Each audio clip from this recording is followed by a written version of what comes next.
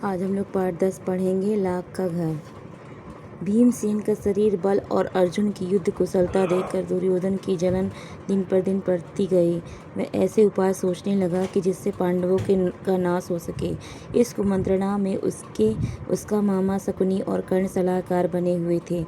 बूढ़े धृतराष्ट्र बुद्धिमान थे, अपने भतीजों से उनको स्नेह में काफ़ी था, परंतु अपने पुत्रों से उनका मोह भी अधिक था।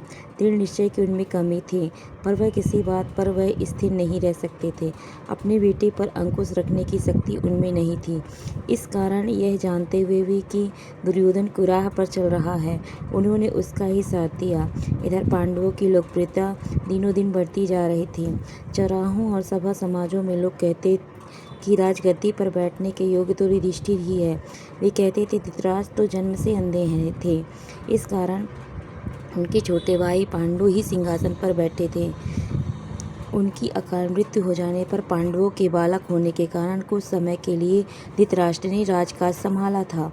आप युधिष्ठिर बड़े हो गए हैं, तो फिर आगे धृतराष्ट्र को राज्य अपने ही अधीन रखने का क्या अधिकार है। पितामह भीष्म का तो कर्तव्य है कि वह धृतराष्ट्र से राज्य का भार युधिष्ठिर को दिला दें।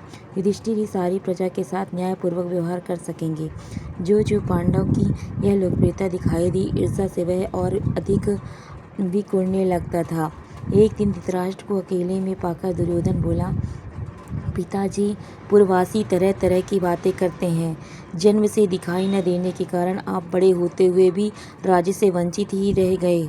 राजसत्ता आपके छोटे भाई के हाथ में चली गई। अब यदि युधिष्ठिर को राजा बना दिया गया तो फिर पीढ़ियों तक हम राज्य की आशा नहीं कर सकेंगे। पिताजी, हमसे तो अपमान ना सहा जाएगा। यह सुनकर राजा धृतराष्ट्र सोच में पड़ गए।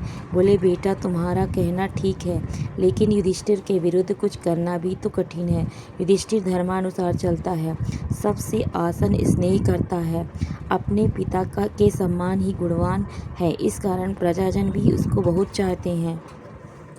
यह सुनकर दुर्योधन बोला, पिताजी आपको और कुछ नहीं करना है, सिर्फ पांडवों को किसी न किसी बहाने वारणावत के मेले में भेज दीजिए। मैं आपको विश्वास दिलाता हूँ, इतनी सी बात से हमारा कुछ भी बिगाड़ नहीं होगा। इस बीच अपने पिता और अधिक दबाव डालने के इरादे से दुर्योधन ने कुछ कूटनीतिज्ञ को अपने पक्ष में मिला लिया। वे बारी बारी से धृतराष्ट्र के पास जाकर पांडवों के विरुद्ध उन्हें उकसाने लगे। उनमें कर्णिक नाम का ब्राह्मण मुख्य था, जो शकुनी का मंत्री था। उसने धृतराष्ट्र को राजनीतिक चालों का भेद बताते हुए अनेक उदाहरणों एवं प्रमाणों से अपनी दलीलों की पुष्टि की। अंत से बोला, राजन, जो ऐश्वर्यवान है वही संसार में श्रेष्ठ माना जाता है। यह बात ठीक है कि पांडव आपके भतीजे हैं, परंतु वे बड़े शक्ति संपन्न भी हैं, इस कारण अभी भी चौकन्ने हो जाइए। आप पांडु पुत्रों से अपनी रक्षा कर लीजिए, वरना पीछे पछताइएगा। कर्णिक की बातों पर धृतराष्ट्र विचार कर रहे थे कि दुर्योधन ने आकर कहा, पिताजी आप अगर किसी तरह पांडवों को समझाकर वारणावत भेज दें तो नगर और राज्य पर हमारा शासन पक्का हो जाएगा। फिर पांडव बड़ी खुशी से लौट सकते हैं और हमें उनसे कोई खतरा नहीं रहेगा। दुर्योधन और उसके साथी धृतराष्ट्र को रात दिन इस तरह पांडवों के विरुद्ध कुछ न कुछ कहते सुनाते रहते और उन पर अपना दबाव डालते रहते। आखिर धृतराष्ट्र कमज़ोर पड़ गए और उनको लाचार होकर अपने बेटे की सलाह माननी पड़ी। दुर्योधन के पृष्ठपोषकों ने वारणावत की सुंदरता और खूबियों के बारे में पांडवों को बहुत ललचाया। कहा कि वारणावत में एक भारी मेला होने वाला है, जिसकी शोभा देखते ही बनेगी। उनकी बातें सुनकर खुद पांडव को भी वारणावत जाने की उत्सुकता हुई। यहाँ तक कि उन्होंने स्वयंवर आकर धृतराष्ट्र से वहाँ जाने की अनुमति मांगी। धृतराष्ट्र की अनुमति पाकर पांडव बड़े खुश हुए और भीष्म आदि से विदा लेकर माता कुंती के साथ वारणावत के लिए रवाना हो गए। पांडव के चले जाने की खबर पाकर दुर्योधन की खुशी की तो सीमा न रही। वह अपने दोनों साथियों कर्ण एवं शकुनी के साथ बैठकर पांडवों तथा कुंती का काम तमाम करने का उपाय सोचने लगा। उसने अपने मंत्री पुरोचन को बुलाकर गुप्त रूप से सलाह दी और एक योजना बनाई। पुरोचन ने यह सारा काम पूर्ण सफलता के साथ पूरा करने का वचन दिया और तुरंत वारणावत के लिए रवाना हो गए। एक शीघ्रगामी रथ पर बैठकर पुरोचन पांडवों से बहुत पहले वारणावत जा पहुंचा।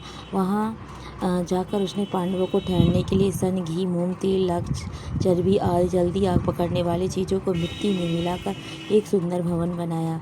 इस बीच अगर पांडव वहां जल्दी पहुंच गए तो कुछ समय उनके ठहरने के लिए एक और जगह का प्रबंध पुरोचन ने रखा था। दुर्योधन की योजना यह थी कि कुछ दिनों तक पांडवों को लाख के भवन में आराम से रहने दिया जाएगा और जब वे पूर्ण रूप से निशंक हो जाएं, तब रात में भवन में आग लगा दी जाए, जिससे पांडव तो जलकर भस्म हो जाएंगे और कौरवों पर भी कोई दोष न लगा सके। अब इस पाठ में आने वाले जो महत्वपूर्ण क्वेश्चन है उसको देख लेते हैं। पाठ 10 लाख का घर का शब्दार्थ है। इस पाठ का शब्दार्थ पहले देखेंगे। कुमंत्रणा मतलब होता है गलत सलाह करना। कुमंत्रणा गलत सलाह करना। स्नेह प्यार। जलन ढाह। कुमार्ग गलत रास्ता। अकाल अशमय। चौकन्ना सावधान। दलील तर्क। सलाह राय या मशवरा। निशंक मतलब बिना डर के। पहला प्रश्न है, दुर्योधन पांडवों से और अधिक चिढ़ने क्यों लगा? पहला प्रश्न बनता है, दुर्योधन पांडवों से और अधिक चिढ़ने क्यों लगा? उत्तर होगा, पहली बात यह है कि पांडव शस्त्र तथा शास्त्र दोनों से में ही ज्ञान में कौरव से आगे थी। पहली बात यह है कि पांडव शस्त्र तथा शास्त्र दोनों ही ज्ञान में कौरव से आगे थे।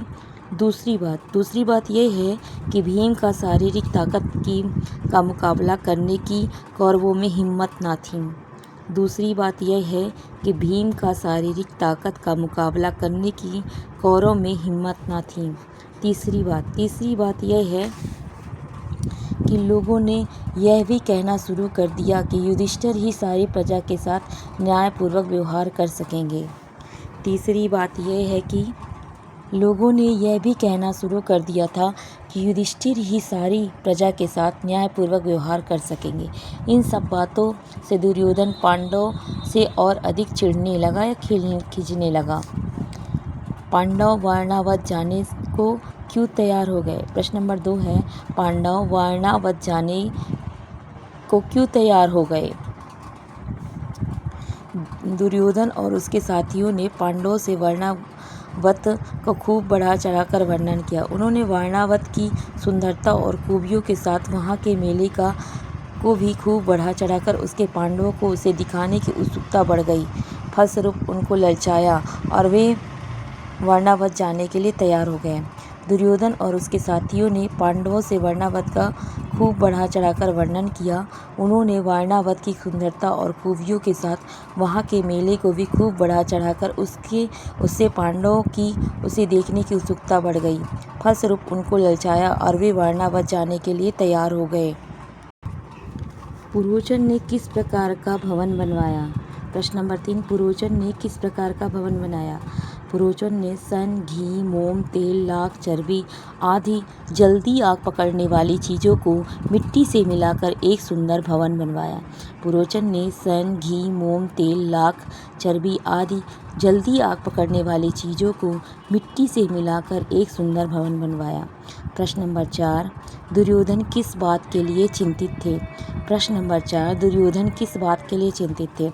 उत्तर, दुर्योधन की चिंता का कारण था कि जन्मांध होने के कारण उसके पिता का राज्य से वंचित होना पड़ा। दुर्योधन की चिंता का कारण था कि जन्मांध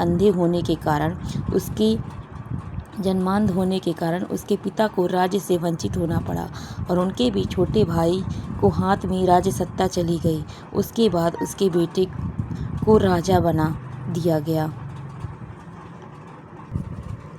दुर्योधन की चिंता का कारण था कि जन्मांध होने के कारण उसके पिता को राज्य से वंचित होना पड़ा और उनके छोटे भाई के हाथों में राजसत्ता चली गई। उसके बाद उसके बेटे को राजा बना दिया जाएगा।